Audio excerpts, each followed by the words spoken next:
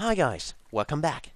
Now in this video we want to talk about GoalSeek, which is a special tool which is implemented in Excel you can use, and it's really powerful. Okay? Now let's take a look at the example. Here, again, at first we have to calculate the future value. Okay? Now we have done this before, so just type in equals future value, put in the parameters, a rate, a number of periods, a payment of 6,000 each year, a present value of 0, okay, and we pay at the end of each period, okay, close parenthesis, press enter, and we receive our future value. Now, what if we know today that we want to have a future value of exactly $100,000? Okay, but we want to know, okay, if in 10 years we want to have $100,000 as future value in our bank account, how much do we have to pay each year?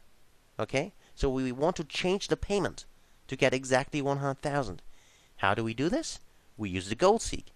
So what you have to do is you go to Data, okay, click What If Analysis, and go to GoalSeek, okay, and well, set cell, okay, well, what cell do we want to set? Well, we want to set exactly this cell, which is already selected. In case it is not, of course, just click here and go to the cell, okay? Now, we want the future cell, okay? And we want a value of exactly 100,000, right? Okay. And what do you want to change? Well, the payments we made, okay? So click here and click OK. And it has calculated it, okay? Click OK. And as you've seen here, now the payment has changed. Now if we make a higher payment of $7,586.80 each year for 10 years, and a 6% annual interest, we get exactly a future value of 100,000.